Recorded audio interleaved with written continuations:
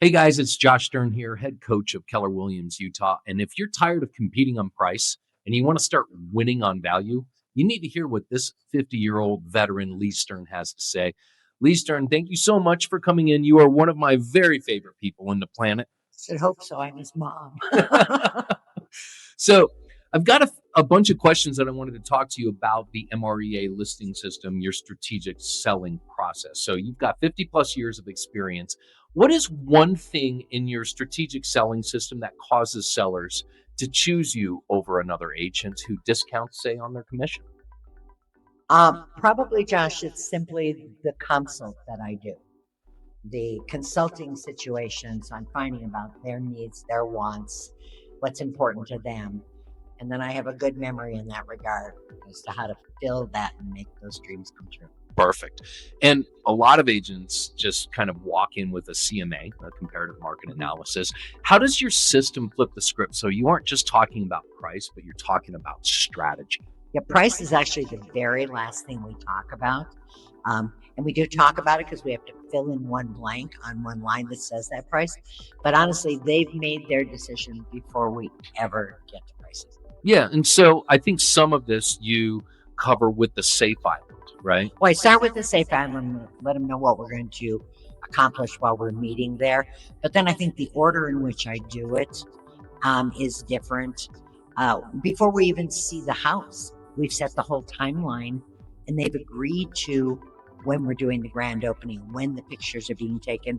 So we haven't talked price. We haven't seen the house. Yeah. We've just talked about them and their goals. So you've got an initial framework the seller safe island essentially sets up. It tells them here's what to expect. Because most sellers, when you walk into the house, what do they want to know? Price. And dollars in their pocket. All right, commissions, how much you're going to charge. And so this is a great strategy. She'll go through that during the class. So I'm curious, what do you say when a seller says that their house is worth, say, $50,000 more than it actually is? I'm just curious. I'd love it if you are correct.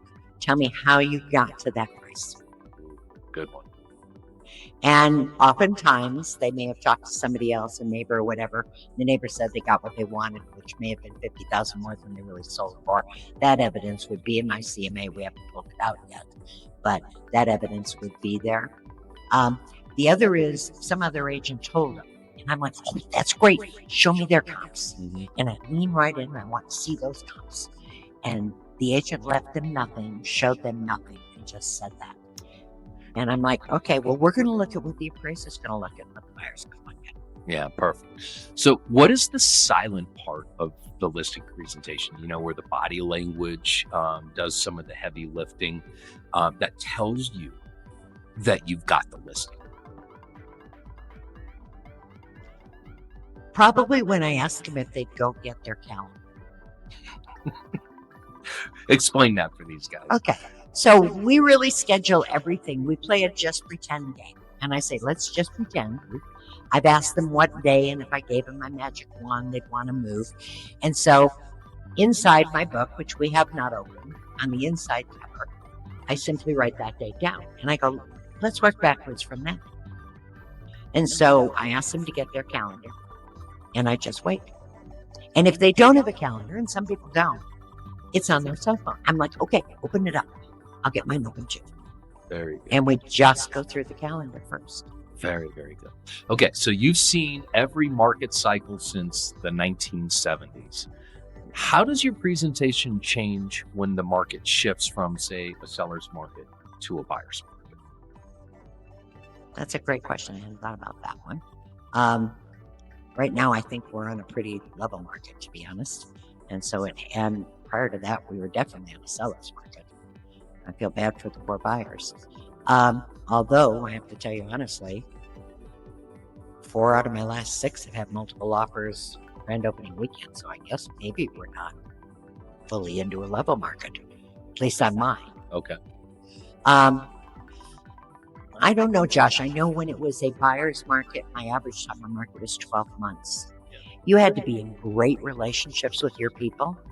And maybe that was a good thing for me because now over the years, I'm still in great relationship with my people. Oh, that's true. Yeah, I mean, I get the anniversary invitations, I get the birthday invitations. I know whose niece just got stage 4 cancer last week. I get all the information from my SOI because that relationship is so deep. So maybe the value of that 12 months average time on market back in the late 90s and late 80s and early 90s was the fact that I learned how to get into a relationship. Very good. Now, you're going to be doing this presentation, the no holds barred, your strategic selling Right. system, Yep. Wednesday, April 15th from 12 to 2 at Keller Williams, Utah, correct? Yeah, at the Mid Valley office. Right. At the Mid Valley office. Okay. So, I've spent 50 years perfecting this. If people are still trying to compete on commission, they're doing it wrong. Do you plan on showing them how to do it right Yes. on April 15th? Yeah. I'll show you exactly what I do. I'll bring exactly what I use. I'll bring a CMA from the latest one I did. Yeah, I'll show them absolutely everything that I do. And none of what I do is unique. It could be replicated by absolutely everybody. All right, guys, you're watching the legend, Lee Stern. You guys have 3 options on April 15th. You can stay where you are. You can try to figure this out by trial and error over the next 50 years, or you can spend 2 hours with the great Lee Stern to see the exact models that she uses to dominate the listing system. And I'm guessing you'd prefer the latter. So I'll see you there. I'll see you there.